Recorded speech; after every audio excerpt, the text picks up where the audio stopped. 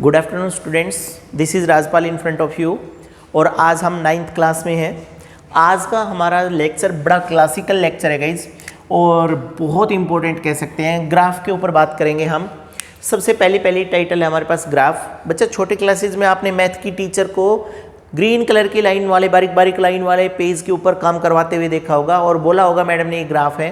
Population density या population curve के बारे में रिप्रेजेंट करते हैं ग्राफ को।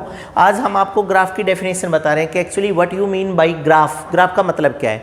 तो गाइस हमारे पास एक सीधी सी बात आती है, line representations of anything is called as graph. अगर किसी भी चीज को अगर आप लाइन से प्रदर्शित करते हैं, लाइन से दिखाते हैं, then that is a graphical representation. Suppose to be there are the two students, one is small and another is big, and आपने स्मॉल स्टूडेंट्स के लिए स्मॉल लाइन लगा दी और बिग स्टूडेंट के लिए बड़ी वाली लाइन लगा दी। इसका मतलब the entire study can be done of those students with the help of line, hence the study of those students is done with the help of graph। अगर उन दोनों स्टूडेंट्स को आपने लाइन से पढ़ा है, इसका मतलब वो दोनों स्टूडेंट्स आपके लिए ग्राफिकल अरेंजमेंट या ग्राफिकल स्टडी है। वैसे तो बच्चा हमारे 9th क्लास के अंदर बहुत सारे ग्राफ आएंगे। डिस्टेंस टाइम ग्राफ आएगा, स्पीड टाइम ग्राफ आएगा, वेलोसिटी टाइम ग्राफ आएगा, यूनिफॉर्म मोशन में आएंगे और नॉन यूनिफॉर्म मोशन में भी आएंगे। बट हम आपको आज स्किल्ड कर देंगे जस्ट कि आप ग्राफ किस तरह से पढ़ेंगे। उसके बाद गाइज कोई भी ग्राफ किसी भी तरह का आ जाए, you can easily capable to give the answer of that topic. तो चलिए सबसे पहले चलते हैं हम डिस्टेंस टाइम ग्राफ।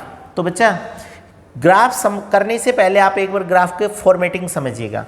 सुनो, बहुत बार बोला जाएगा कि इस तरह से ये 3 एक्सिस हैं and they are mutually called as 3D, X axis, Y axis and Z axis. अगर किसी एक पॉइंट के ऊपर एक्स, वाई और जेड तीनों एक्सिस ज्वाइन करते हैं तो उसको 3D बोलते हैं।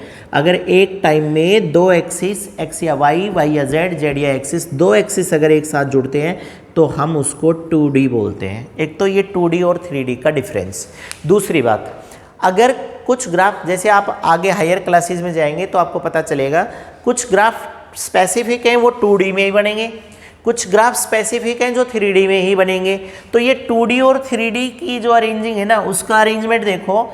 कभी कभी आपने बुक में ग्राफ इस तरह से देखा होगा, एक्स और वाई और ओ, और कभी कभी आपने ग्राफ को ऐसे भी देखा होगा कि suppose that is the X and that is Y and that is A. आपने देखा होगा यहाँ पर तो दोनों लाइनें ओरिजिन पे ज्वाइन कर रही है और यहाँ पर दोनों लाइनों के ओरिजिन कट कर गए हैं। तो गाइस इसमें और इसमें क्या फ़र्क है? इसका मतलब ग्राफ 2D में है और इसका मतलब ग्राफ 3D में है। अब 2D में बनने वाला ग्राफ अगर आपने इस तरह से लाइन क्रॉस करके 3D में बना दिया तो ग्राफ गलत नहीं है। दोबारा से सुनिएगा, if the whole arrangement of the graphical representation is in 2D and by chance you draw inside the 3D, अगर 2D में ग्राफ था और आपने 3D में बना दिया तो गलत नहीं है। बट अगर 3D का ग्राफ था और आपने 2D में बना दिया तो वो रॉन्ग होगा। इसलिए हम क्या करेंगे, इसलिए गाइस हम इंट्रोडक्शन दे करके 2D और 3D का हम आदत डाल लेंगे। Each and every time we must try to implement the graph only in 3D। हम हमेशा 3D में ही ग्राफ बनाएंगे। क्यों? क्योंकि उसका फायदा ये होगा कि अगर वो 3D का है तो 3D में है, और अगर वो 2D का है तब भी वो 3D में ठीक है। तो आप भी ध्यान रखिए, आगे से दोनों लाइन को कट कर दें। This is the basic knowledge about the graph. अब आइए बच्चा, ग्राफ जब भी हम ग्राफ पढ़ते हैं तो हमारे दिमाग में एक बात आती है, बस एक लाइन ड्रॉ कर देंगे और टॉपिक ओवर हो जाएगा। ऐसा नहीं है गाइज। ये देखो डिस्टेंस टाइम ग्राफ दिमाग में रखें। एक ग्राफ में दो एक्सिस हैं, एक वर्टिकल एक्सिस, एक हॉरिजॉन्टल एक्सिस। वर्टिकल एक्सिस इधर प्रेजेंट कर दिया, हॉरिजॉन्टल एक्सिस इधर कर दिया, और सपोज करो कि ग्राफ की लाइन ऐसी आ गई। क्यों आई? उसका जवाब सपोज 5 सेकंड है, 10 सेकंड है, 15 सेकंड है, बराबर बराबर टाइम है। इधर भी 5 मीटर, 10 मीटर एंड 15 मीटर। आप यहाँ से इसको इधर और इधर से इधर ले जाएंगे तो ये वाला पॉइंट, यहाँ से यहाँ ले जाएंगे and this that point, similarly like to as and that. Last में बोलते हैं सारे पॉइंट को मीट कर दीजिएगा, एक लाइन आएगी and that is the line of the graph. This is the way to construct the graph. ये एक तरीका है ग्राफ बनाने का। सबसे इंपॉर्टेंट बात, ग्राफ के बारे में लिखेंगे क्या? तो गाइज आप एक आदत डाल लो, आज के बाद हमेशा मेरी कही हुई बात को याद रखना। वर्टिकल एक्सिस को ऊपर लिखो और हॉरिजॉन्टल एक्सिस को नीचे लिख दो, पक्का कोई ना कोई फॉर्मूला बनेगा। अब याद रखिएगा, ये एक बहुत अच्छी ट्रिक है। किसी भी ग्राफ की वर्टिकल एक्सिस को ऊपर लिखो, हॉरिजॉन्टल एक्सिस को नीचे लिखो, फिर देखो कोई फॉर्मूला बनेगा। इसमें भी देख लो, वर्टिकल एक्सिस डिस्टेंस है, हमने डिस्टेंस ऊपर लिख दिया, हॉरिजॉन्टल एक्सिस टाइम है, ये नीचे लिख दिया, और सबको पता है डिस्टेंस बाई टाइम क्या होता है, स्पीड। इसका मतलब पहला point, distance time graph always tells us about the speed, ये ऐसे लिखेंगे आप, यही ग्राफ की एक्सप्लेनेशन है। फिर से सुन लो, वर्टिकल एक्सिस ऊपर, हॉरिजॉन्टल एक्सिस नीचे, पक्का कोई फॉर्मूला बनेगा। अगर फॉर्मूला बन रहा है तो वो उसकी एक्सप्लेनेशन है। इसका first point, distance time graph tells us about the speed. दूसरा, ग्राफ की लाइन पे देखो, ग्राफ की लाइन सीधी है या नहीं है? सीधी नहीं है तो आप बता देंगे नॉट ए स्ट्रेट लाइन, सीधी है तो लिख देंगे the line of the graph is a straight line. तीसरी सबसे इंपॉर्टेंट बात, अगर आपका ग्राफ या आपके ग्राफ की लाइन बच्चा टाइम एक्सिस पर कोई एंगल बनाती है, एंगल बना रही है, एंगल बन रहा है, इसका मतलब एंगल जीरो नहीं है, and angle is known as slope. तो एंगल तो बना है, एंगल जीरो नहीं है, इसलिए बोला जाएगा the line of the graph show the non zero slope. तीन बातें बतानी होती है, ग्राफ क्या बता रहा है, लाइन कैसी है और स्लोप क्या है। बताइए, ये वाला ग्राफ क्लियर हो गया होगा। सेकंड में आते हैं, देखो velocity time graph. Velocity time graph में guys as I told you, velocity इधर और टाइम इधर, बहुत ईजी है। जैसा भी ग्राफ आया आप वेलोसिटी ऊपर लिखिएगा, टाइम नीचे, वेलोसिटी बाई टाइम, और क्या आ गया, एक्सीलरेशन। तो पहला पॉइंट क्लियर हो गया, velocity time graph tells us about the acceleration of the body.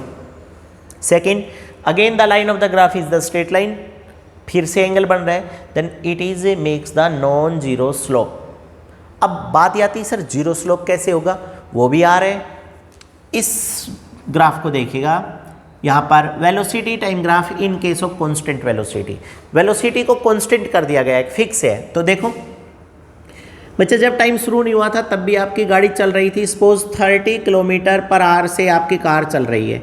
आपने T1 टाइम पे देखा तब भी 30 है, T2 टाइम पे देखा तब भी 30 थी, इसका मतलब वेलोसिटी नहीं बदल रही, और जो चीज़ टाइम के चेंज होने पर नहीं बदलती इसका मतलब वो कांस्टेंट है। तो A पॉइंट से B पॉइंट तक ग्राफ की लाइन स्ट्रेट लाइन आ गई, and that is the constant, hence this graph show the constant velocity. अब guys, vertical axis by horizontal axis लिख भी दूं तो वेलोसिटी बाई टाइम आएगा। वेलोसिटी बाई टाइम को बोलेंगे rate of change of velocity, acceleration होता है। बट इस ग्राफ में तो वेलोसिटी चेंज नहीं हो रही, वेलोसिटी चेंज नहीं हो रही, तो इसका मतलब ये ग्राफ ऐसा ग्राफ है जो एक्सीलरेशन नहीं डेवलप कर रहा। सेकंड, अगेन ग्राफ की लाइन कैसी है, स्ट्रेट लाइन, तो फिर से हमने बोल दिया the line of the graph is the straight line. अब की बार देखो गाइज, ग्राफ की लाइन टाइम एक्सिस के साथ क्या कोई एंगल बना रही है, तो जवाब आएगा नो सर। अगर ग्राफ की लाइन टाइम के साथ एंगल नहीं बना रही तो स्लोप जीरो है, नहीं बना रही तो एंगल नहीं बन रहा है, एंगल नहीं बन रहा तो जीरो है, जीरो है इसलिए बोल दिया जीरो स्लोप। तो दिमाग में याद रखो, जीरो स्लोप पैरेलल लाइन होती है, और सारी non parallel line non zero slope बनाएंगी, सबसे इंपॉर्टेंट बात। अब है ना, इस तरह से कोई भी ग्राफ आए, आप उस ग्राफ के बारे में 2-3 पॉइंट एटलीस्ट लिख सकते हैं। सबसे क्लासिकल स्टार रेटिंग टॉपिक दिया गया है, prove that area under constant velocity time graph must be equal to displacement. बोल दिया, पहले ही बता दिया है कि आपको प्रूव करना है कांस्टेंट वेलोसिटी टाइम ग्राफ के अंडर जो एरिया आया है वो डिस्प्लेसमेंट शो करेगा।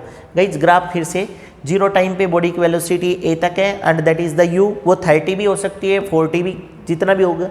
उसके बाद टी टाइम के बाद सी पॉइंट पर पहुंचे हैं, and velocity remain same according to ATS, same रहेगी। तो AB is the line of graph. इसके अंडर एरिया, तो गाइज इसके अंडर तो ये वाला एरिया आएगा complete, this is the area under this graph. आप लगाइएगा स्टेटमेंट के according, we know that area of OABC rectangle है, एरिया आएगा OA इंटू OC, वैल्यू रखो OA is U and OC is equal to T, तो area आ गया U into T। But guys, displacement is equal to velocity into time, universal task है, ये formula होता है, दैट इज इक्वेशन सेकंड। अब आप देखो, वेलोसिटी इक्वेशन फर्स्ट में राइट साइड में वेलोसिटी इंटू टाइम, और सेकंड में राइट साइड में वेलोसिटी इंटू टाइम। इसका मतलब फर्स्ट और सेकंड की राइट हैंड साइड इक्वल हो गई। राइट हैंड साइड इक्वल होगी तो LHS भी बराबर आएगी। LHS में इधर एरिया है और इधर डिस्प्लेसमेंट, तो लिख दिया गया है area is equal to displacement, नीचे लिख दिया, हैंस प्रूव्ड, हो गया प्रूव। जो कहना चाह रहे थे वही प्रूव कर दिया गया। Is very very important for 2 marks point of view. Note कर लीजिएगा, स्क्रीनशॉट ले लो, अगर कहीं कोई प्रॉब्लम हो then please ask me. Thank you.